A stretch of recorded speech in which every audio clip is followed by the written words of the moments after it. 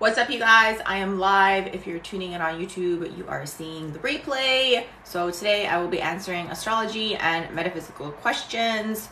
So let's see what the people want to know.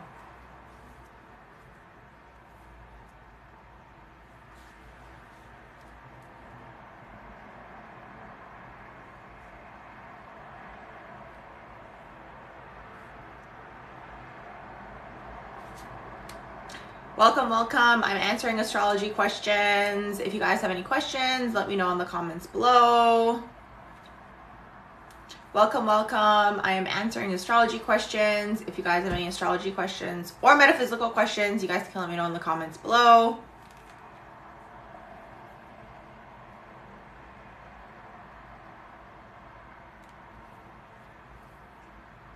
Welcome, you guys. If you have any astrology questions or metaphysical questions, let me know and I will answer them. You can let me know in the comments below.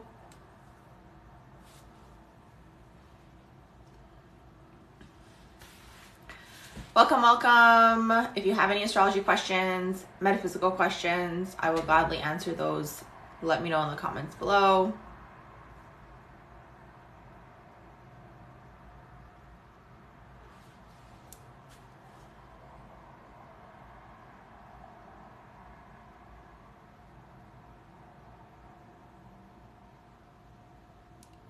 Welcome, you guys. If you have any astrology questions or metaphysical questions, let me know in the comments below and I will gladly answer them for you.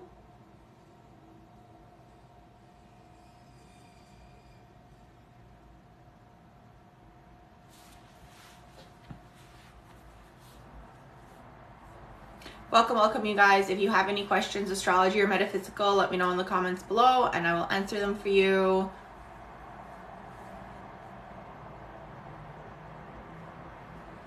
Welcome, you guys. If you have any questions about astrology, anything to do with your natal charts, you guys can let me know in the comments below.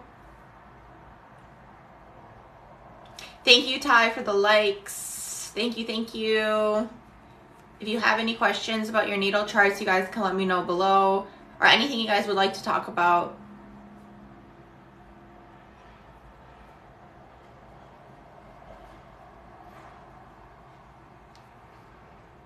Welcome to everyone joining. If you guys have any questions about astrology or metaphysics or your natal charts that you guys would like to know, I will gladly answer them. Hey, Jacob, how's it going? Do you have any questions about your natal chart or astrology in general or metaphysics? To all the people joining, let me know in the comments below and I will gladly answer your questions. Welcome to all the people joining. Yes, you do. What is your question, JC? Thank you, Lavelle. Thank you for the compliment. If you guys have any questions about your natal chart, astrology, or metaphysics, you guys can let me know in the comments below and I will gladly answer your questions. What's a natal chart? Is that what it's called? Natal chart, it's in astrology. It is when you put in your date and your time of birth and your place of birth, and it basically gives you a chart, and the chart's going to tell you a lot of information about yourself. You can go on astroseek.com, you can go on astro.com, you can go on Astro Cafe, type in your information. If you have any questions, you can come back and ask. Welcome to everyone joining. If you guys have any questions, let me know below about your natal charts or astrology. Is it for free? The natal chart is for free. Yeah, the natal chart is for free. The information sometimes is going to give you a little bit of information about your natal chart on there. Anything on Virgo rising? Yeah, Virgo rising, royalty past life. Okay, so you guys basically expect everyone to kiss the floor that you guys walk on. That's the thing with Virgo rising, because it's like unconsciously you guys behave like Leos. So JC, go on astro.com, Astro Cafe, or just type in natal chart, natal, Natal, chart in Google, and you can put your information in there. It's going to give you all of the information on your natal chart. So yeah, so that's really what Virgo rising is all about. Welcome to all the people joining. If you guys have any questions on your natal charts, on astrology in general, or metaphysics, I will gladly answer them for you. So that's really what Virgo rising is all about. You guys are basically like walking royalty. You expect people to really kiss the floor that you guys walk on. Descendant for Virgo rising is going to be Pisces. You're going to attract a lot of Piscean people into your life. You guys might get frustrated with them. Anything on the sun in 4th house Aquarius, all I ever hear is the family aspect of it. Sun in the 4th house. Well, you know what? The sun does deal with the father. So maybe you had more of a feminine father. Or like whoever was the more masculine role in your life.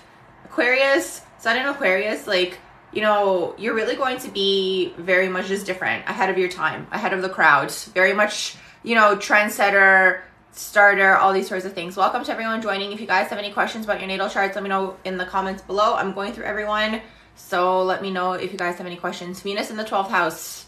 Venus in the 12th house, a lot of past life karma, okay? You're clearing out a lot of past life karma with Venus in the 12th. So it's a lot of past life enemies coming through as lovers in this lifetime, okay? To clear karma out with them. Welcome to everyone joining. Oh, thank you, Dee. I love you guys too. Lavelle, Saturn, sextile, Jupiter in Sun synastry. Can you let me know who has in whose chart, like what the exact, like this is the person who has this is the person who has that. You're a Virgo and you always attract Scorpios that are vicious. Yeah, Scorpio, it's unfortunate because the thing is Scorpio has so much potential to be like very, very much like a magician energy, right? Where it's like they're manifesting left, right, and center. But when they are in their lower versions, danger zone, I'll tell you guys that much. Spreading some love. Hi from Newfoundland in Canada. Hi, Alex Green. Welcome. If you guys have any questions on your natal charts, I will gladly answer them for you, or astrology or metaphysics. Capricorn moon and Pluto in the 4th house. So you have your moon conjunct your Pluto. That's intense. That's basically when you have moon conjunct Pluto, that's like emotionally manipulative women, okay, or people who are more on the feminine that you're dealing with in this lifetime. So clearing the karma through. So there could be a lot of narcissistic feminine energy that you're clearing through in this lifetime, okay? It's like manipulation of the feminine energy. So it could be a male who's more in the female, but generally like it is people who have more feminine energy and they're manipulative. They're like in the shadow. Capricorn moon though is going to make you work hard. Most psychic sign. I think all the water signs have different psychic gifts. I would say Cancer is definitely clairsentient. They're very feeling based. You have Scorpio who's like very good at being like mediumship energy, right? Like they're able to read people left, right, and center. Like they can read everything. Okay, they're good at human behavior. And then you have Pisces, which is like very psychic. Like they're out of body most of the time. Okay, the Piscean people are out of body most of the time. They really struggle on the earth plane. That's also why a lot of the water signs, because they're very feeling based, they're very intuitive based, they really, really struggle with being here on the earth plane. A lot of them end up falling into some form of addiction or substance abuse. When you know this, you just got to watch out for it, because it's like you need to spend time actually integrating your emotions, and not only your emotions, but other people's emotions. Because the thing is, the best thing that I heard recently is like about 5% of the population, don't quote me on the exact percentages, but it's like a smaller percent of the population is very psychic, very intuitive, and they're transmuting the energy for the larger percentage of the population, right? So it's like not only are you dealing with your stuff, you're dealing with other people's stuff. So you need more time on your own to basically clear and cleanse that when you're a water sign. You said you have Moon and Saturn in the 12th house in Cancer. Oh my gosh, Saturn in the 12th house. Yeah, that's a lot of past life karma that you're clearing in this lifetime. Can you talk about more about your own chart? Like my own chart? Let me know what you guys want to know about my chart. Lavelle says, my partner is Saturn and you're Jupiter. Hold on, let me go back up to see what you said. Saturn sextile, Jupiter in Sun synastry. I'm not sure about that actually.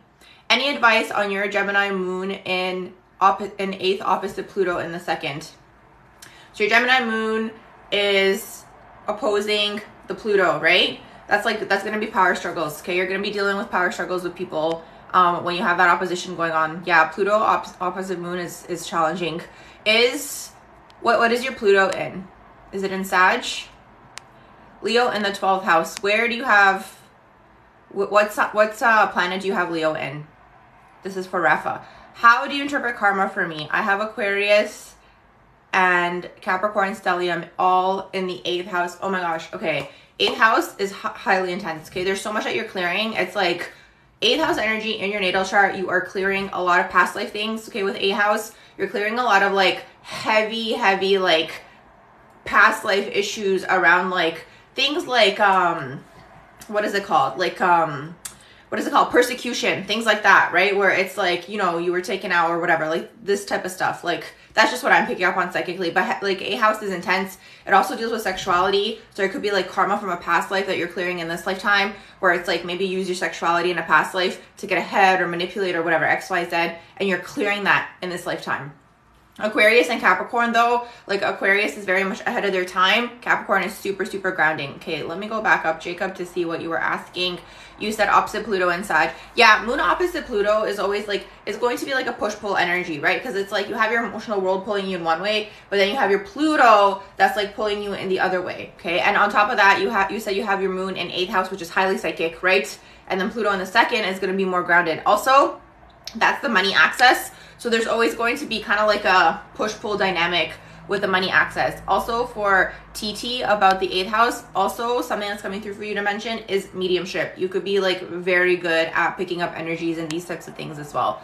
You said, what do you think about Capricorn and Cancer opposition in relationships? I personally like that combination. Like Capricorn, the only thing what I will say is, okay, both signs are looking for stability in one way, shape, or form. Capricorn is looking for stability through finances. Cancer is looking for stability through relationships, okay, through like family, through home, right?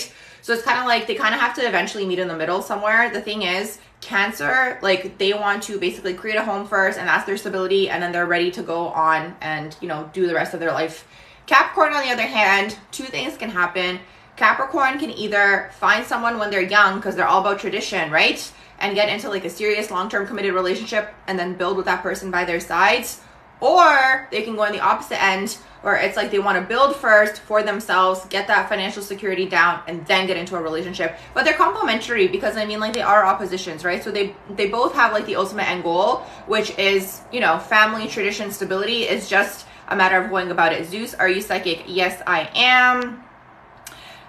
Kelsey said, I relate more to my whole sign chart. Is there a preference? What's your opinion on that? I would honestly, like, with all of the different types of chart, even with Vedic astrology, I would just say go with whatever resonates more for you, right? Like, that's the way that I see it. I like some things in whole sign. I use Placidus personally, but it's like whatever resonates more for you. I don't think there's a better or worse chart. I would just say like whatever resonates more for you. And like I see astrology as divination, like it's a divination tool. So it's like if you resonate with that particular like type of astrology the most, that's the type of divination you're going to be using. Rafa says, I have Sun, Mercury, Venus, Leo, all in the 12th house. Oh my gosh, all in the 12th house. That's a lot of karma you're clearing. Sun in the 12th is intense because it's kind of like the first part of your life, you're like clearing karma, okay, when you have Sun in the 12th.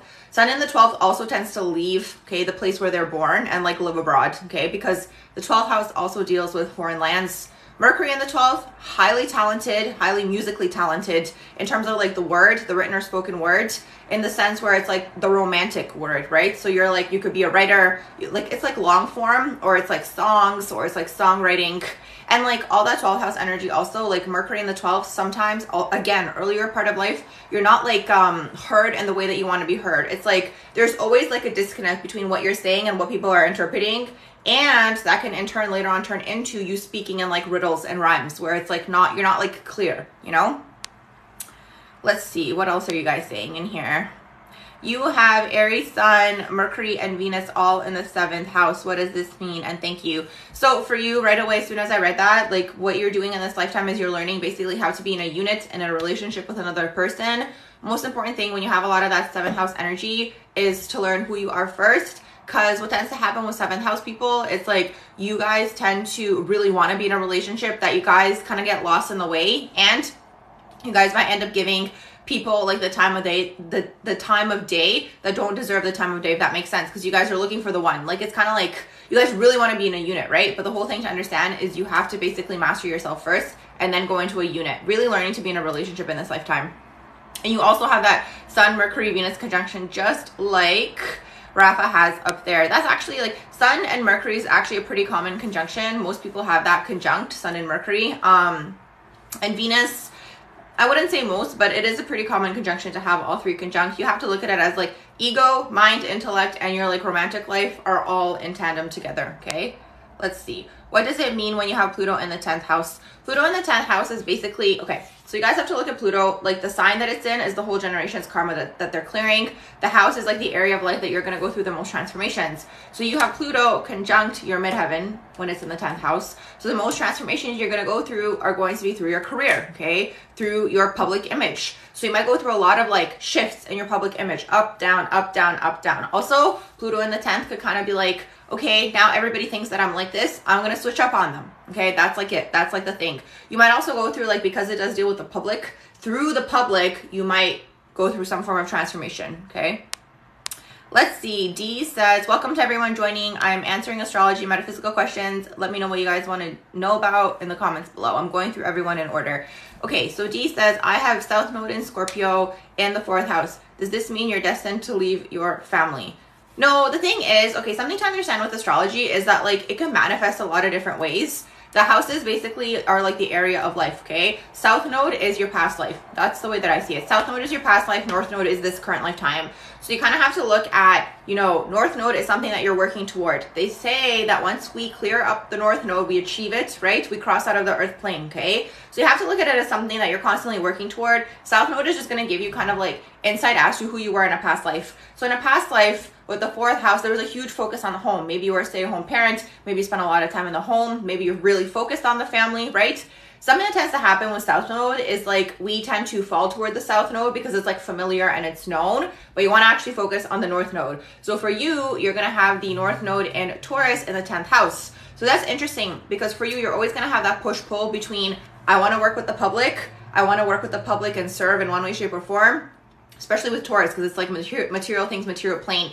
And then you get pulled back because it's kind of like, oh wait, I actually want to be at home. I want to be hidden. I want to be hidden from the public. I'm overwhelmed. There's too much going on, okay? South Node also in Scorpio could be like, maybe you know, were in the occult in a past life. Maybe you were an astrologer in a past life. Maybe you were a medium in a past life. Scorpio can go on a huge range. Like, you know, there's so many things that Scorpio can do, financial advisor, like it's all about transformation. But really what I'm getting for you is in a past life, you really worked with energy. You could have been an energy healer, an energy worker. So it's like you master that. Now in this lifetime, you're focusing more on the material plane. You don't need to focus on that because you mastered it already. Any opinions? Welcome to everyone joining. I am going in order for all of the questions. So let me know what questions you guys have in the comments below. Okay. So the :3 person says, any opinions on the 8th house Libra moon? Okay, so I'm not sure if you were in the room earlier. Someone else actually had an 8th house moon. 8th house moon basically deals with, you're going to be highly psychic. It's kind of like the energy of Scorpio, right? You take all the Scorpio-like things on there. You might be a medium. You might have mediumship abilities. You know, it's all about, again, if you're interested, you can develop it, but you're going to be highly psychic, okay? Highly clairsentient. Also, okay, with Libra in there, the thing is Libra moon is very much like, sometimes you might come off two-faced to people. You know, it's like you don't really like get like the full person with a Libra moon sometimes because like the thing is with Libra, what they want to do is they always want to people please. They want everyone to like them. Okay, that's the whole thing with Libra. So because of this, they might not show their true colors. They might not show who they actually are. And then it's like other people might not see you for who you truly are. But on top of all of that, you're picking up on like energy, like left, right, and center. You're picking up on everything. Probably very good at like a lie detector as well. Okay, Lavelle says Moon and Venus in Capricorn in the 3rd house. So you have Moon conjunct Venus and Capricorn in the 3rd house.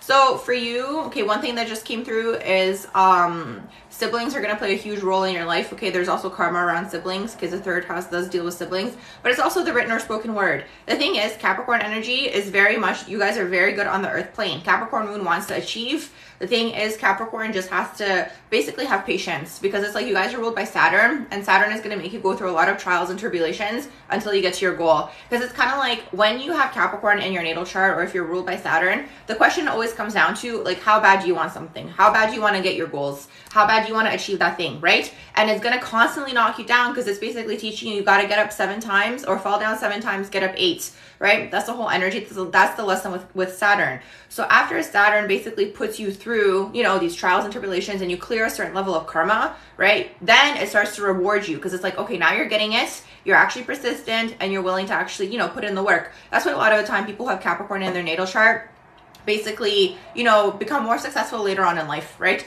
Usually they say second half of life. I like to say now, because the frequency of the planet is higher, that it's going to be sooner, right? That's the way that I like to see it. But regardless, you still have to put in work. That's the thing to understand. You have to put in the hard work and you can't get knocked down easily because it's basically teaching you to have like a, what's the word? Like tough shell or whatever the word is.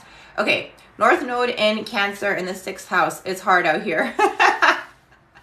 Yeah, water placements, here's the thing. Water placements are really hard to have on the earth plane because it's an earth, it's like a earth sign plane, if that makes sense, right? It's ruled, my opinion, I find earth to be very much like Taurus-like and Virgo-like. That's the way that I see it. But also you have an element of Capricorn in there. That's why they're the earth signs. So as soon as you have the water signs, it's kind of like you're going to be more feeling based. The earth plane is more, you know, practical and all these sorts of things. And it's like, The water signs tend to lean more toward the feminine energy. Doesn't matter whether you're male or female. So because it leans more toward the feminine energy, all those traits aren't really rewarded, if that makes sense, yet, okay? So being intuitive, you know, being feeling based, being nurturing, these types of things. So it's like you tend to struggle, right? Because it's like, again, it's very like, you know, you get what you see on the earth plane kind of thing, like for the everyday person, but not for the water signs because they tend to be psychic.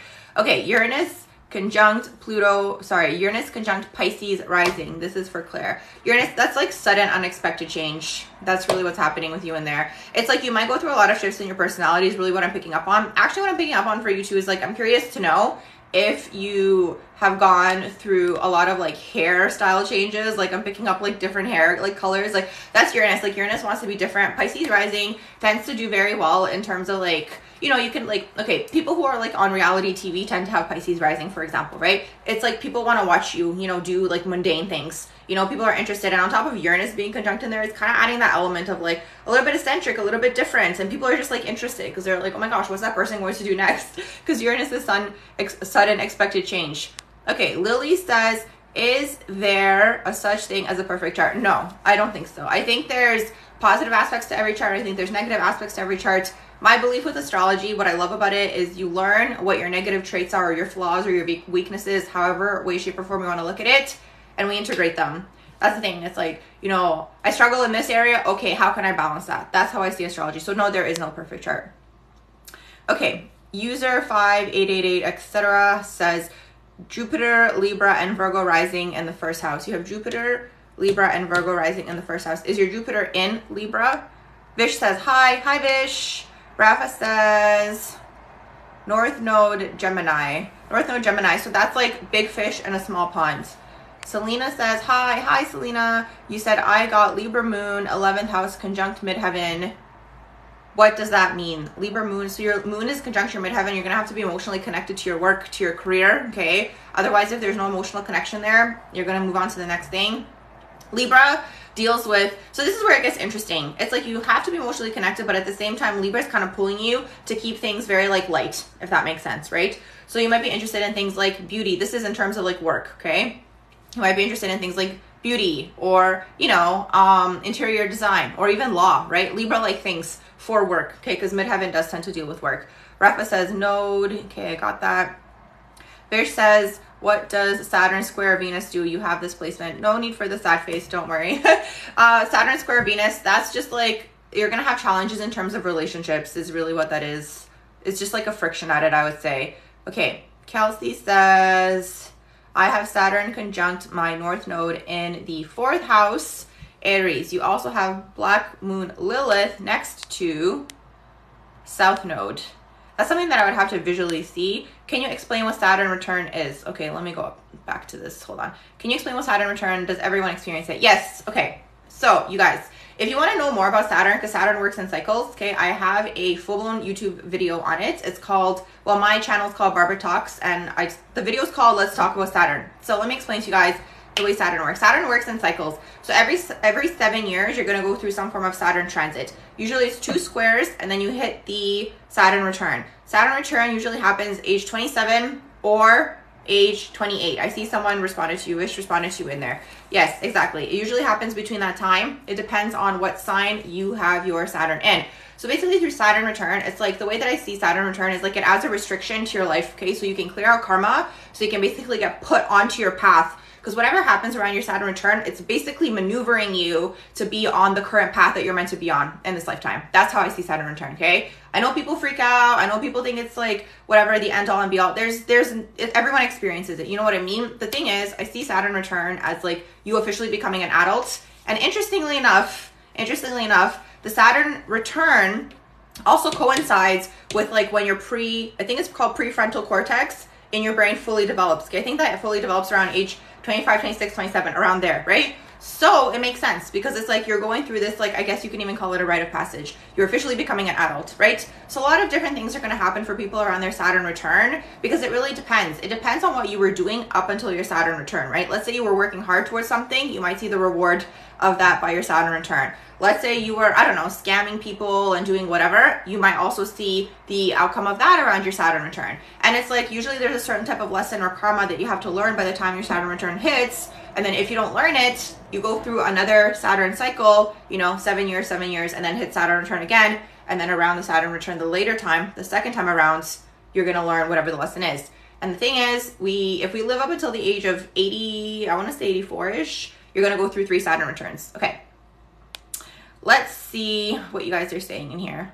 What does it mean? So this is for Lily. What does it mean when you have your Aquarius, as your sun, moon, and Mercury? So you have sun, moon, and Mercury conjunct. That's very interesting.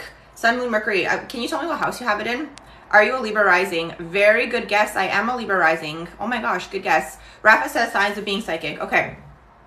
So signs of being psychic, I don't know if you're asking in terms of astrology. In astrology, you can have water sign, heavy chart, okay, grand water trine, you're going to be psychic. You're going to be a healer in one way, shape, or form. Moon in the first house is going to be psychic. Also, if you have like anywhere 4th house, 8th house, 12th house, like a combination of those, you're going to be psychic. Okay, that's like a psychic natal chart. Yeah, that's pretty much that, you know, and then there's other placements as well. So let me know if that's what you were asking, or just signs of being psychic in general in life. Okay, Lavelle says, oh my God, me also being Aquarius with a Scorpio rising. Okay, Lizzie says, Gemini sun, Virgo moon, Pisces rising. Do you have any advice for you? Gemini sun, Virgo moon. Okay, the Virgo moon is actually, in my opinion, an amazing placement to have, because you're able to ground the Piscean knowledge, okay? So the thing is, this is the issue. Like I mentioned earlier, the water signs struggle on the earth plane. That's just like the matter of the fact. They struggle on the earth plane because they're very feeling based, and they're also psychic. So they see things for what they are, okay? Other people don't, right? Other people see, you know, this person's in front of me. The water sign person's going to come and be like, that person's lying. I can tell they're lying. Their mannerism is telling me they're lying, blah, blah, blah, right? Virgo moon is going to take Pisces information, you know, dreams and visions and goals, and ground it, okay? Really, really ground it. Also, Pisces rising and Gemini sun, you probably might be interested in something like, I don't know if you're interested in like social media, working with people in one way, shape, or form. Mutable natal chart, because you said you're also so mutable. Mutable natal chart tends to be very likable, okay? People tend to be, you know, very attracted to you. Like, they just like you, right? It's very likable. Whoops. I have scrolled all the way to the bottom. Okay, I'm back up. Okay, so Vish says, 8th house, Jupiter in Aries. Does that mean your husband will have Aries signs? That's interesting. Okay, so I'm actually going to do a video soon going a little bit more in depth. So the thing is, when you look at 8th house, it's kind of like, it's going to tell you more so like how it's going to be when you are in a long-term committed relationship with someone, or it can also tell you after marriage, right? So the two are kind of like, it has to be like a long-term commitment with someone. So for you, with you having the Aries in there, first of all, the Jupiter is going to expand that for you. Jupiter in the 8th house can also signify that you might have an inheritance, or it can signify that you get abundance through your spouse, right? Because again, there's the expansion. So after you get married, or in some sort of long-term commitment, okay? Maybe it's common law or whatever it is, right? So after this long-term commitment, you basically activate that 8th house energy, which is, again, merging of finances, okay? So it's expanding, it's expansive. Aries in there, you guys might start a business together of some sort. Maybe you're interested in that. Maybe, you know, with the Aries 8th house, you guys might be interested in, again, working together in one way, shape, or form, like a power couple. That's kind of like the energy. It's like very, very much like power couple energy, where it's like you guys might be working toward a goal together. Let's see, what else are you guys saying in here? Thoughts on Aries sun, Virgo rising, and Capricorn moon. Aries sun, Virgo rising, Capricorn moon. I'm getting like very entrepreneurial charts, okay? Aries sun wants to be the best. They want to be a leader. They want to be a manager of some sort. You guys want to manage something. Capricorn moon. So Capricorn energy is like very good at delegating people. So something Capricorn is really good at. Not only like does Capricorn want status in life and they want to get financial wealth and all these sorts of things. So that's going to be a driving factor for you. They're also very good at delegating tasks. So what Capricorn moon does is like, in terms of like job and career, right? So what Capricorn moon does, or just Capricorn energy in general, they're able to be like, okay, this person is good at this task. This person is bad at this task. Okay, we're going to assign this person to do this. Okay, you're not going to do this. You're going to go do that. very good at delegating. So very much like managerial. On top of that, Virgo rising, like it's like, first of all, Virgo rising expects to be treated like royalty. So already you're like chasing the top. You're trying to get to like that top position, right? Whatever that looks like for you. So it can be in the corporate world too, right? You could be, you know, chasing to become a CEO or whatever it is, some sort of top position. But it's like, it's a very good combination, right? Because it's like, you've got the Virgo, you've got the Capricorn, which is like, you know, Virgo's like practice makes perfect, do it over and over again until you get to that place that you want to get to. And Aries is like the fire, you know, the burning desire. Let's see, what else are you guys saying in here? No worries, Vish. I just saw your comment at the bottom there. Let me just go back up to where I was. So Claire says, what does South Node conjunct Pluto in Sagittarius mean? South Node conjunct Pluto. I would say like that's like intense like karmic clearance from a past life, because South Node does tend to deal with our past lives. Lily says, me again, Aquarius sun in the 11th, moon and Mercury in the 12th. So Mercury in the 12th, good singer-songwriter, good at like writing like romance novels, like things like this, okay? You guys are all about like the romantic world, okay? Moon in the 12th, highly psychic, but moon in the 12th deals with like that energy of like the brain fog, okay? Where it's like you get stuck in your minds, or there's a lot of illusion and delusion. The thing is, like 12th house energy can be very good at manifesting, but you have to like kind of like sift through everything, right? Because you're also picking up on a lot of psychic information. So it's like when you have a lot of this 12th house energy in your natal chart, really important to spend time by water, spend time, you know, on your own, away from people, isolated, because that's when you're going to really activate it. That's when you're going to get like the ideas. You're going to clear and take off everyone's energy off of you that you picked up on, right? Because that's a healer access. 12th house, 6th house is the healer's access, right? So it's like you want to heal, you want to help, you want to serve, but it might get too intense for you and too overwhelming. So in that case, when you go home and you're in isolation and you're away from everybody, that's when you'll get like all the ideas, okay? All the ideas coming through, especially Mercury in the 12th. You could be interested in singing. That tends to be the singing placement as well. Aquarius sun in the 11th. So the thing is, like the 11th house is very futuristic. You have a very much like futuristic, like ahead of your time natal charts. Let's see, what else are you guys saying in here?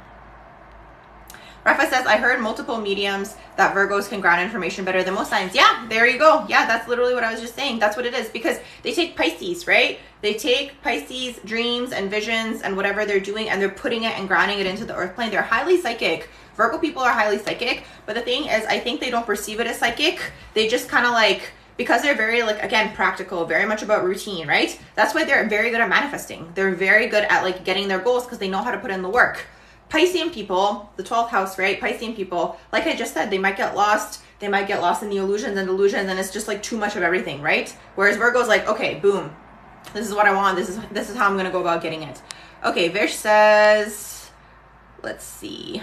Let me go back up. Vish says Virgo rising, Gemini sun in the 10th, moon in the 10th. Any advice? Okay, so you probably want to work with the public in one way, shape, or form with all that 10th house energy going on in there. Gemini sun and your moon is in Gemini. I'm curious to know if you're interested in things like politics or something of that sort. There's something here going on with like either politics, working with the public, or like you're probably good at debates. You're good with the words, okay, written or spoken words. So maybe even like social media, like these types of things. There's a lot of Virgo risings tonight. Hello to all the Virgo risings. You guys want to be royalty, okay? Royalty from a past life, because your 12th house is usually in Leo, okay? So Camille says Leo sun, 11th house, Scorpio moon, 1st house. Wow, Scorpio moon, 1st house, highly psychic, and Libra rising. What are your thoughts? So the Scorpio moon, 1st house, highly psychic. There's going to be a lot of things you need to transmute energetically before you get to where you're trying to get to, okay? Or you even have an idea of where you're trying to get to. Libra rising, it's going to make you very likable. The thing is, you might be interested in things like beauty, fairness, like justice, law, all these types of things. Leo sun, it's in its home, right? So you need to be seen, right? You need to be seen. You're just going to have to really work through that Scorpio moon. Scorpio moon is hardcore. It's intense. It's all about picking up like other people's energy. Again, transmuting. You're transmuting your own things that may have happened to you in your life. As soon as you've got that Scorpio moon on lock, you're going to be good to go. Okay. Kaylee says Scorpio sun, Virgo moon, Aquarius rising. So good to know about Virgo moon. Yeah, Virgo moon is highly psychic. Like that's the thing. Like it's, in my opinion, like, I don't know, I don't want to say best worst, because like every single sign has its like benefits and its like downsides, but Virgo moon operates very well on the earth plane. Like they're very good at getting to where they're trying to get to. That's really what that is. Scorpio sun, so you might be interested in things as you're here, things like astrology, the occult, even finances. Scorpio sun, I've noticed personally, this is just my observation, I find Scorpio sun tends to have like a cutthroat father figure, because sun does deal with the father. There tends to be like a father that's very like cutthroat in terms of like his speech. very like direct, maybe even blunt, very like stern. Because that's the thing, Scorpio is all about like the tongue, right? So it's like when they're upset and they're pissed off, it's just like bad news bears. Aquarius rising is going to keep you ahead of your time, right? That's like kind of like your driving factor. So it's like you might pick up on, you know, trends, fashion trends, these types of things before other people do. And it's like, because Aquarius is here to propel the collective forward, right? With their thoughts and with their ideas, right? That's really what Aquarius is here to do. So it's like, it's really all about, again, grounding that information. The Virgo moon's going to help you, right? So it's like maybe you have an idea. Sometimes they're good at science or technology. Sometimes they can be good at innovation. So it's like these ideas that you have floating around, maybe write them down, right? Because it's like, it could be an idea for a new thing in the future. Maybe like what I'm also getting, like an app, like a social media website. Okay. Let's see what you guys are saying in here. Where did we go? I lost my spot. Okay, there I am. Jess says Scorpio sun, Aquarius moon, Cancer rising.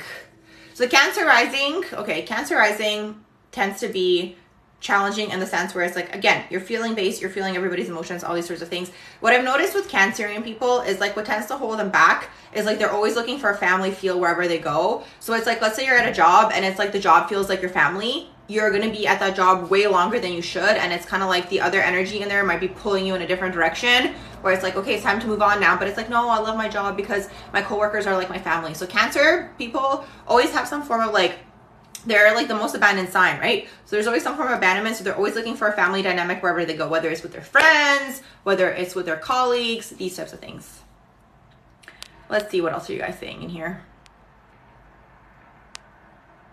What does it mean if my long-term partner and I are both Gemini risings? I mean, that's a very good placement. Like, it's good when you guys have conjunctions like that. Gemini rising, though, like, I find Gemini rising can't keep secrets.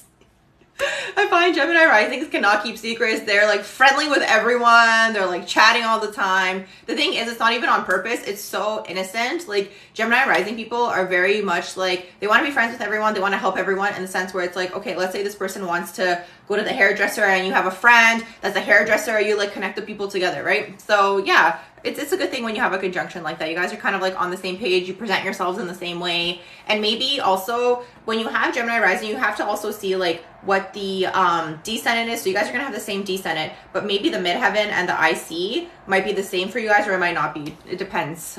Let's see. What's Kaylee saying in here? Virgo moon in the 7th house. Thoughts. So moon in the 7th is all about like relationships. So for you, it's very important probably to be in a relationship of some sort. Virgo moon is highly psychic, highly psychic. What does it mean when you have Jupiter and Gemini in the 3rd house? So that's abundance through the written or spoken word, okay? 3rd house, it could also be siblings. It can also be technology. It can be things like PR, communications, marketing, social media, like these types of things. Isabel says Aquarius sun in the 2nd house, Taurus moon in the 5th house, and Sag rising. Aquarius sun in the 2nd house. Okay, let me go in order here. So you have Aquarius sun in the 2nd house, Taurus moon in the 5th house, and then your Sag rising. Sag rising, people I find to be like, okay, Sag rising, Sagittarius anywhere in your natal chart, especially also because you have Aquarius in there. Okay, so Sagittarius, Aquarius, Gemini, and Leo. These people want to work with the public in one way, shape, or form, okay? They want to be seen. They want to work with the public. Sagittarius rising, I find these types of people to be very good, again, at going after what it is that they want. It takes them a while. It takes them a while to get there because they're going to be scattered in the beginning. You know, they might travel around. They might meet a lot of new people. They tend to develop like a new philosophy in life, and then they want to teach people. That's the thing with Sagittarius energy. They go off learn, you know, gather a bunch of experiences. If it's not like a traditional way, they might do like higher education. It really depends on the person and the rest of your chart. But that's the thing. And then they come back, teach. So you might be interested in coaching, teaching, mentoring, these types of things, but working with people in one way, shape, or form. And then you have that Taurus moon, which is kind of like the material things. You want the money, right? So it's like, you might be interested in working with the public in one way, shape, or form. Let's see. Vish says, you're a nurse. Politics are super interesting, but you're scared of speaking in public. No need. You know, the thing is, like, if any of you are ever interested in speaking in public, I mean, I'm not saying Vish is, but I'm saying for anyone in here, if you guys are interested in ever speaking in public, but you're nervous to, or you're scared to, I would honestly just recommend, like, just start somewhere and just, like, maybe start with, I don't know. The thing is, the way that I see it is, like, you know, when you first start out, maybe let's say you create an event and maybe like 2 people come to your event and like whatever, there's 2 people, but at least you're practicing, right? So if that's something any of you in here are interested in. Okay, P says, let's see. Let me go back up. I lost my spot. So P says, thoughts on Cancer Sun, 7th house, Capricorn Moon, and rising. Is your Capricorn, do you have a Capricorn rising in there? That's very interesting. So Cancerian placements tend to be the most abandoned placements, okay? So there's always, first of all, okay, this is what happens with Cancer. They feel abandoned. There's something going on with like the family home life where it's like they didn't get like the love that they were seeking from the mother, or it can go in the way where it's like there was too much love from the mother. So it's like there's always a love for the mother, whether it was a good relationship, whether it was a bad relationship. There also always needs to be some form of cord cutting with the mother, okay? Or maybe the mother was absent. That's what might happen, okay, with the Cancerian energy. Also, because Sun does tend to deal with the father, maybe you had a more feminine father when you were growing up, okay? So maybe there's an energy of that where it's like maybe the father was like a stay-at-home dad or just took on more of a feminine role within the home, okay? So that could happen also with the Cancer Sun. 7th house, so Sun in the 7th house. 7th house is Libra, right? So 7th house does tend to deal with relationships, these types of things. So a lot of your identity is being created through other people and through relationships when you have Sun in the 7th. Capricorn Moon, super hardworking. I'm not sure if you were in the room earlier when I was going over Capricorn Moon. Super hardworking. They are very much all about like, they want the money, they want the status, they want the wealth. Capricorn Moon ages backwards. So what tends to happen is when you guys are younger, you're more mature. And then when you get to this level of financial status, you tend to go more into your inner child. But it's like, you're very serious. Also, what tends to happen with Capricorn Moon, there's like a focus on money when you're in the home. So things like, you know, maybe you had to take on responsibility at a young age where it's like maybe you had to start working early, or maybe there's like a family business, you start helping out the family business when you were young, these types of things. It's like Capricorn tends to be in situations that are incredibly challenging and difficult, right? And especially around money, right? There's always a focus on money, whether it's there, whether it's not there. They want to elevate their status, okay? That's the whole thing with Capricorn energy. They're always trying to go up in social status, which is in turn money and wealth and these types of things. Okay, let's see. Kaylee says thanks. Jess says thanks. Thank you guys. Let's see. Mick says, does conjunction equal when you have the same sign in the same house and same planet? Yes, that's correct. Ali says, what if both Sagittarius rising? Can you please reword your question? Jess says, do you have any book recommendations for someone wanting to get into astrology and more? I actually don't know any book recommendations. I have a lot of book recommendations. So I made a video on my YouTube channel. So those of you who are in here, if you're not on my YouTube channel, go check it out. It's called Barbara Talks.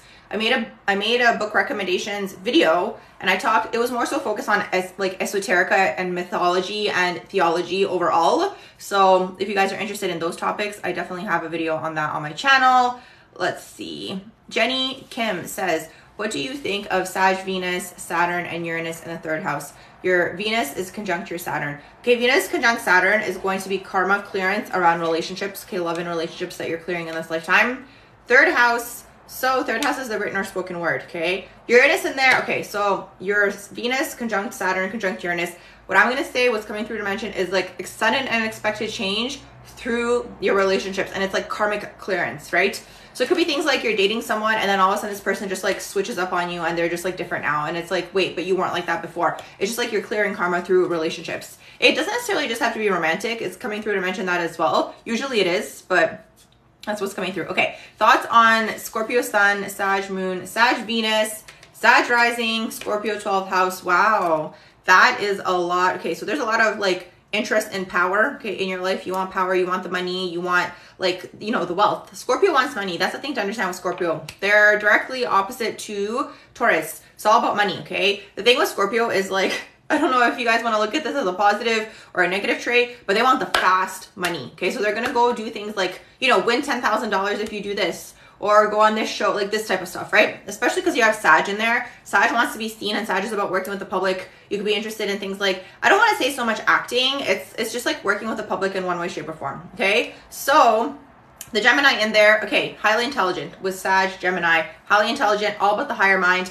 Sagittarius is also all about like real life experiences. So like Sagittarius people, okay, they can go two ways. They can either do the traditional route where it's like you go get your, you know, bachelor's, master's, PhD, whatever, right? Higher education.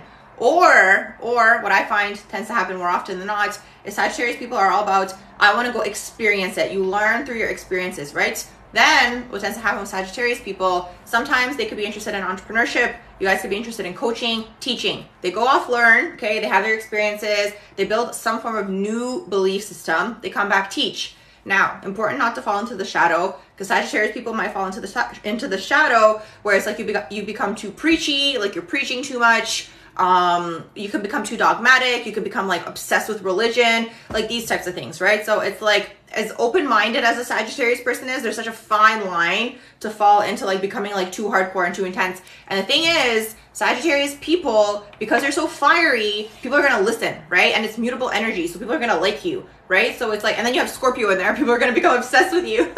So it's like, there's so much happening. Okay, Lily says Aquarius moon relationship with her mom. Could have been a detached relationship if you have Aquarius moon. A lot of the time, like the moon signs, okay, so the moon signs incarnate to basically have a certain type of mother because they're looking for a certain type of mother to basically help them expand and grow. What tends to happen, unfortunately, a lot of the time is we get the opposite of that because that's where we have the most amount of growth. So Aquarius moon might want, okay, so it might go in the direction of detached mother, or it can go in the direction where it's like you want a mother who is like, you know, allowing you to be free, allowing you to express your individuality, allowing you to be yourself, you know, just different and quirky and who you actually are. And then, you know, maybe the mother comes through and is like, put some sort of restriction on you, right?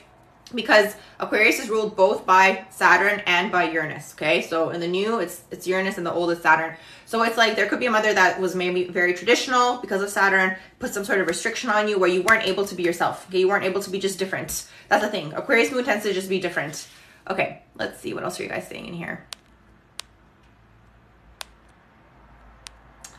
Let's see. Mick says, could you talk about Capricorn stellium in the 4th house and Leo moon in the 11th house? Yes, definitely. I'm curious to know if you are a Libra rising. So Capricorn stellium, okay, Capricorn is all about climbing, okay?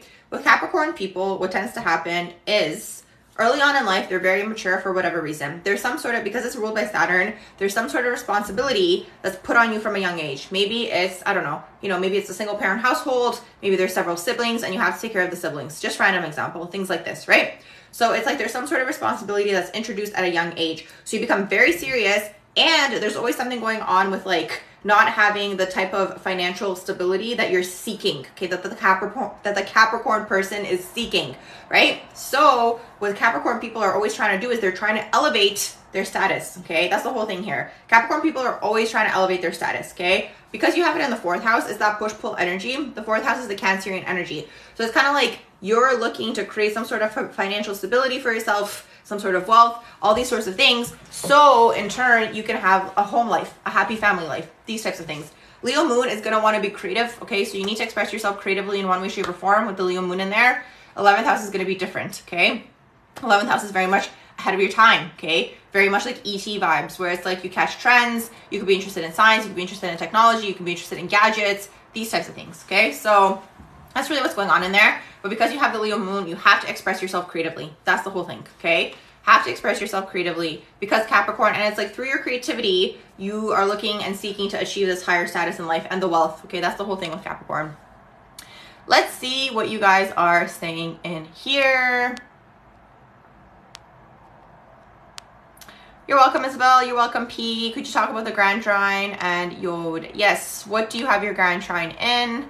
Jenny Kim says, oh my God, you have the same Capricorn. Okay, you're responding to someone. Ali says, Lily, sorry, says, my mom and I are both Sagittarius moons. That's interesting because it's kind of like, I've noticed that tends to happen. Actually, I've noticed that sometimes the mom and the daughter, or the mom and the child, tend to share the moon sign for whatever reason. I find like from what I've observed, it's kind of like there's like a pattern in the line that's like being clear through the feminine line when that tends to happen.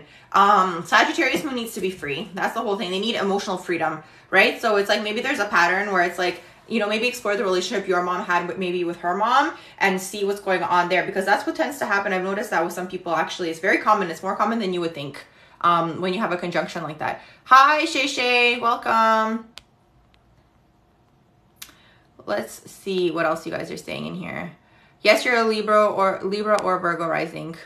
And literally spot on. Single parent, raising siblings, LOL. I know, you know what's crazy? Because I am psychic, when I give examples, like I'm always thinking in my head and I'm like, I feel like I'm picking up on that person's actual situation, even though it's a random example.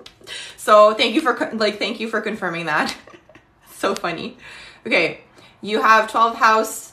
So this is Madam Merky. You have 12th house, Capricorn, stellium, and also rings true of your childhood. Yeah, that's the thing. And on top of that, because you have 12th house in there, It's like you're just clearing karma. Like the thing is, you have to look at Capricorn energy as like, I don't know, I don't want to put the burden on you guys, but it's like Capricorn energy is kind of clearing for the whole family line, okay? It's things like this, where it's like, because you're elevating the financial status of the family, it's like you're clearing that karma for the whole line. And then especially for you, Madam Marquis, because you have 12th house in there.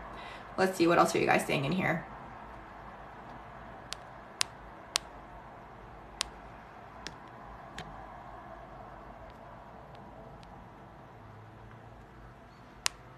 Twelfth house stellium in Aquarius, boy, it's intense. Yeah, 12th house energy is really intense, you guys.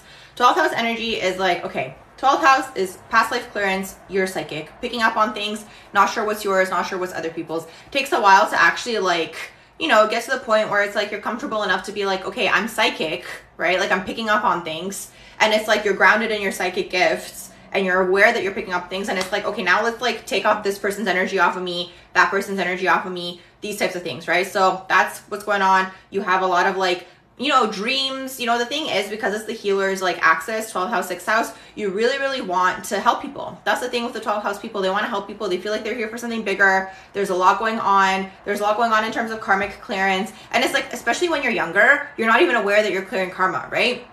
It's like you're in these circumstances and you're like, how did I end up here? A lot of the time, 12th house people are going to like, I don't know, like let's say like there was something that happened like on the street, maybe a fight just broke out and it's like it just ended, and it's like kind of like the, you know, like end result of whatever the fight was. 12th house person walks through that, and it's like because your light is needed. So it's like for whatever reason, like 12th house people are always magnetizing like, I don't know, certain situations to themselves, because it's like you're meant to anchor the light in that situation. Or it's kind of like, I don't know, maybe a homeless person starts talking to you on the street, or a random person starts talking to you on the bus and they're crying, these types of things. Like that's all 12th house people. So, and then on top of that, you guys are like, again, you have visions and dreams and manifestations that you like want to bring through, but it's like it takes a while to actually like anchor them in because of the fact that it's like overactive crown. That's the way that I see it. It's like overactive crown chakra. Let's see what else you guys are saying in here. Thanks so much. You are welcome, Mick, if you're still in here. You have 22 degrees. Is that an issue? This is my opinion on degrees, you guys. Okay, I know a lot of different people say different things about degrees. I see degrees as like a temporary thing, so I don't ever see it as like, you know, this is like the like, you know, bad thing for my entire life, like that type of stuff. I see it as temporary because I see it as, I look at secondary progressions. I really truly do believe in secondary progressions. This is because of the fact that for me, it resonates, right? So that's me. I don't know. Some people might resonate with it. Some people might not resonate it. But when I see degrees, it's like, yes, there are intense degrees, you know, where it's like, this is going to affect you. But I see it as like a short period of time, or just like for a small part of your life, you're being affected until that planet moves. Depends on the planets too, right? Because it's like some planets move faster than others. So there's that too. So it's like sometimes it's going to affect you for a longer period of time. Let's see. Madam Murky says also Pisces Sun and North Node, second house. So yeah, you feel clearing up finance wound. Yeah, that's a huge, yeah, you nailed it. That's what it is. Lily says, yes, you always get confused between your dreams and wanting to try everything. That's the thing. That's the issue with the Piscean people. It's like they want to do everything. And if you could be everywhere at once, you would be, right? That's exactly why I was saying like earlier about Virgo. It's like, that's why Virgo is very good at grounding things, because it's like, they're able to sift through that, right? They're like, okay, this is my goal. I'm going to go after my goal. Or it's like, they're able to be like, okay, practice makes perfect. Whereas Pisces people, because they're psychic and they're aware, like there's the awareness of like the universe and, you know, the metaphysical things, where it's like, you know, you don't, when you are someone who's psychic, you know that you can basically use energy to manipulate it to get what you want, right? So it's like, you know, you don't have to technically work hard. It's sometimes about like being at the right place at the right time. Like there's an energy of that as well. So it's like, I don't know, it becomes blurred. Like there's a lot of blurred like energies. It takes a while to basically, get to the core of that, right? The root of that. Let's see. Jenny Kim says, mom kid stuff is dope. My mom was a triple Sag. You're a Leo moon, triple Sag. Yeah, that's just something that I picked up on. Like I've noticed there tends to be like, there always tends to be some sort of conjunction in the mother's chart, but sometimes even in the father's. But that's really what that is. Like there always tends to be some sort of conjunction. That's just what I've psychically seen, as kind of like you're clearing, like if it keeps repeating, like for example, if the moon sign keeps repeating or whatever in the line, it's like there is like the mother wound, because the moon is the mother, right? So there's like some sort of mother wound there that needs to be cleared up in the family line, right? Because it's like the pattern of the grandma got passed down to the mother, got passed down to the child, like stuff like this. That's just how I see it. Let's see. Lily says, yes, oh my God, you're Pisces rising and Venus in your first house. You can relate so much. Yeah, that's really what it is. Venus in the first house is really interesting also. because Venus in the first house is very, very interesting as a placement, because Venus in the first house can go a lot of different ways. It can go in the way where it's like you want to be a power couple with your person, okay, so there's the energy of that, or you're interested in people who are ambitious, and it's like sometimes you're more interested in a person's ambition than the actual person, if that makes sense. So then what sometimes happens is, like, if that person isn't ambitious anymore, you're not interested in that person, right? Sometimes Venus in the first house can be very selfish, right? Which is fine, because it's kind of like different people have different lifetimes, right? So for some people, their current life is to discover who they truly are. That's really what that is, you know? And, you know, that's, you know, selfish maybe to some people, but that's just what might happen. Sometimes Venus in the first house can also be aromantic as well. Let's see what you guys are saying. Jenny says, thank you for your replies and doing these live. No worries, you guys. I'm going to be here for 8 more minutes. So anything else you guys want to know, let me know in the comments below, and I will sign off soon. Lily says, yes, you love it when people have a passion for something. Your Aries partner will be happy. Yeah, I think it was you earlier who was asking about like if your partner will be Aries like, or actually no, I think that might have been somebody else. Thank you, Jenny, for the rose. What else do you guys want to know about? What else should we talk about for these last 8 minutes?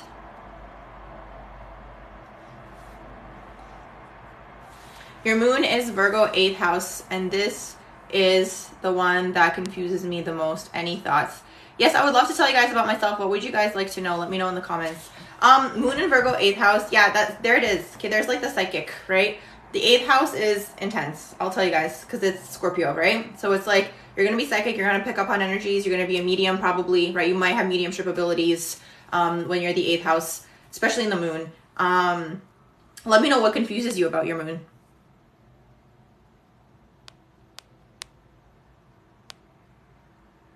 No worries, Lily. You're welcome. Oops. Are you psychic by gift or you learn to be one? No, I would say by gift. So I was always highly psychic, and actually I was very lucky because my grandma, she's also psychic. So she, I mean, like, not like claimed, okay, this is me calling her psychic. So basically when I was young, she would always get me to remember my dreams, and that's kind of how it all, you know, started, because when I would tell her my dreams, she would be like, oh my gosh, your dream came true, and that's kind of like what started everything. There was a period of time in my life where I was like super busy in like the, you know, everyday day-to-day stuff where it wasn't as activated, but now I do psychic work, like everything that I see astrology as psychic work, right? So when I look at someone's natal chart, it basically, I'm able to tap into them. Like, it basically helps me hone, because the thing is, when you're psychic, you need something to hone, like to focus the energy on, right? They talk a lot about that in terms of like meditation, even in yoga, something called the drishti, right? It's called the gaze. So it's like the whole point of yoga is for you to get into that altered state, right? Because they go through breath work and they go through focus. So that's the thing. So when you're psychic, you basically want to find a way to focus your energy on something. So, you know, I used to do cars and these types of things, right? But it's like, again, you're focusing your energy on that. You're focusing on the cars, and the cars they mean something, they tell you something. Now I use astrology, right? So when I look at people's natal charts, it's like, not only do I see what's going on with them, but even as you guys, if you were in the room the whole time, as you might have seen, like, you know, when I say things to people, because it's like, I'm an open channel, right? So it's like, for me, I also channel through speech. So a lot of the time, you know, things when I like make videos, it's based on the audience that it's going to reach, if that makes sense, because it's channeled information. So I would say that it's like, I think most psychic people are born psychic, and then it's like a matter of honing in that gift and to see how it's going to work for you and how you're going to use it. That's really what that is. Let's see, what else are you guys asking in here? How much did you get into astrology and got to know so much about it? Yeah, so astrology actually helped me personally learn more about myself. You know, it was so funny because it was like, I learned about my moon sign, and, you know, that changed my whole perspective on everything, because I'm a Libra sun, right? So it's kind of like, I never resonated with that. And it was so funny because it's like, my friends would always be like, you don't act like a Libra sun, all Libras are whack, like stuff like this, right? When we were younger. And I'd be like, I know. And they'd be like, you don't, like, you're different for a Libra compared to like their other Libra friends. And I was like, yeah, I know. I agree with that. Like, I was maybe indecisive when I was younger. Like, that was maybe like my one like Libra trait. But overall, like, when I figured out what my moon sign was, I was like, wow, like, this resonates. And then I just started like, because the thing is, I feel like at the end of the day, everyone's looking for some form of validation, right? So it's like, you want to validate your inner beliefs. So it's like astrology, you start to learn about that, because then you're like, oh my gosh, this confirms this, and this confirms this, and this confirms that. And it's like, it starts confirming all these things. And it's like, then you see all these people agreeing, like now that I'm teaching it, right? You see all these people agreeing with things. And it's like, yeah, it's like, it just makes sense, you know, because it's like, it's just, it's confirming what's already there. Let's see what else are you guys saying in here.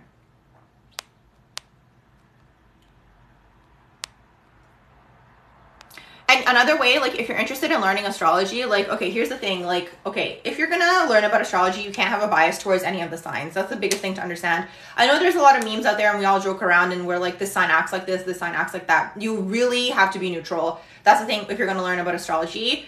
And another thing I was gonna tell you guys, I lost my train of thought. But yeah, that's the whole thing. Like you have to be neutral if you're learning. Okay, Virgo rising with Jupiter, Libra in the first house. What does that mean? There's so many Virgo risings in here. Oh my gosh, welcome you guys. It's like you know what I noticed? Every time I do these lives, there's like a theme. Recently, one time I had all Scorpios in here. One time I had all Piscean, like 12th house, or I think it was 12th house. And then today's all Virgo risings. Okay. Virgo rising expects to be treated like royalty. That's the whole thing here, right? That's important to understand. Virgo rising really, really expects to be treated like royalty because the 12th house is in Leo. So past life, you guys were in royalty, okay? Some sort of royalty position. I know a lot of people, when we talk about Virgo rising, they're going to be like, how is everyone royalty? There isn't that many royalty people, blah, blah, blah. It could have been a different planet, different dimension, right?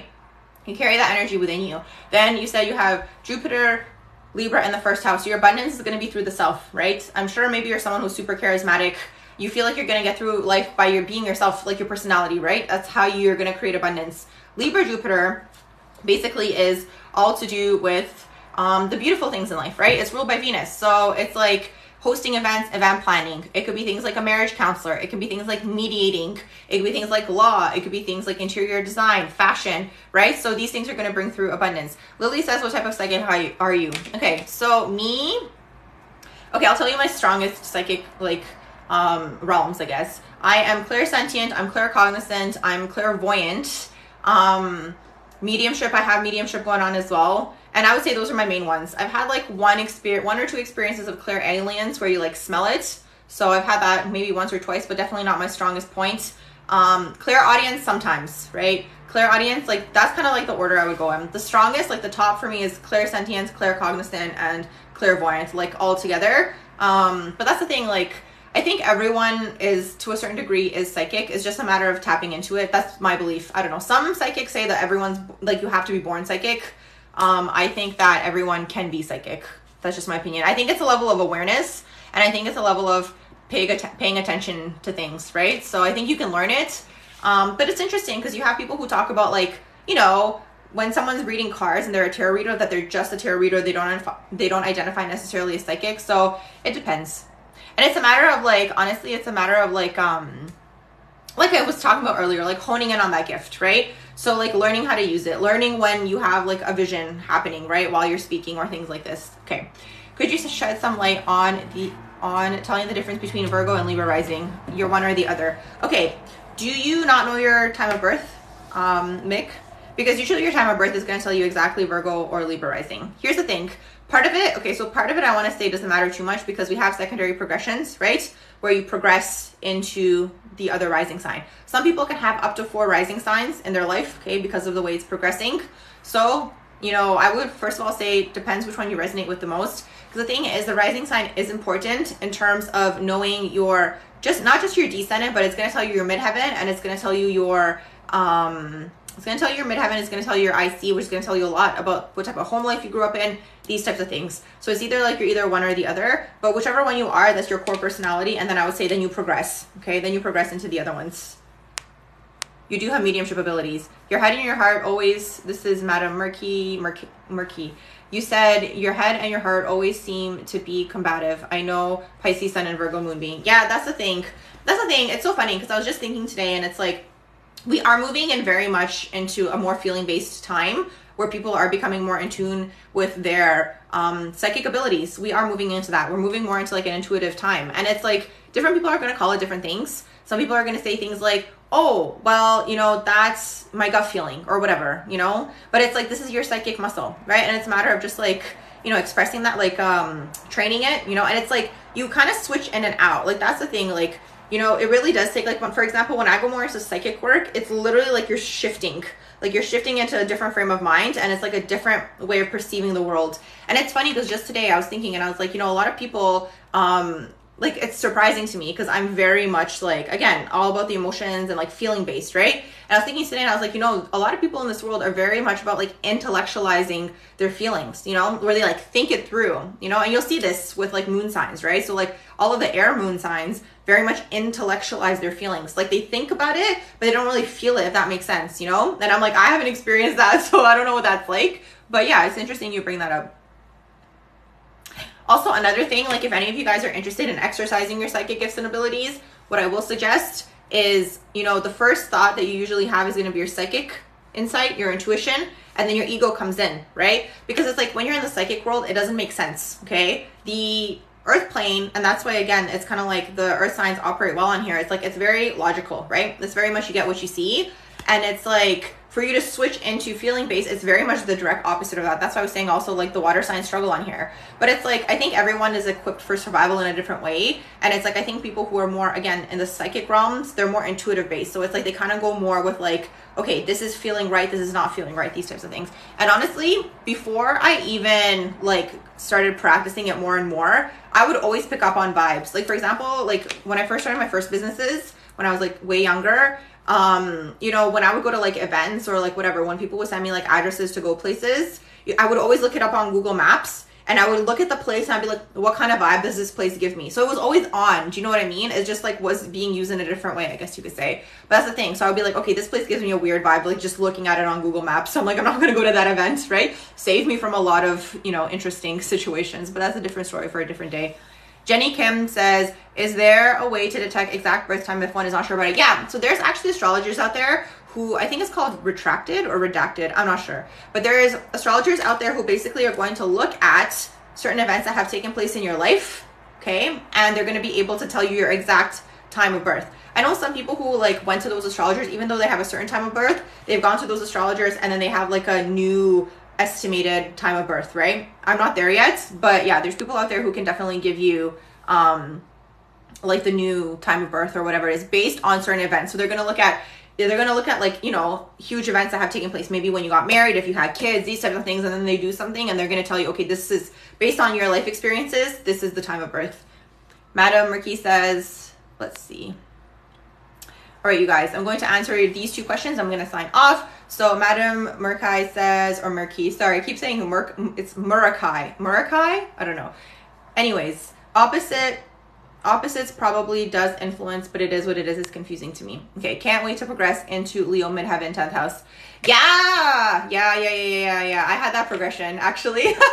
It was awesome, honestly, because it's like, it actually benefits you in a way, I would say, because it's like you come out of Cancer and you go into Leo. So it's like you come out of being like very feeling based, connected, and it's like at least you're in tune with the emotions. And now you're moving into like, hello, everyone. Like, this is my show.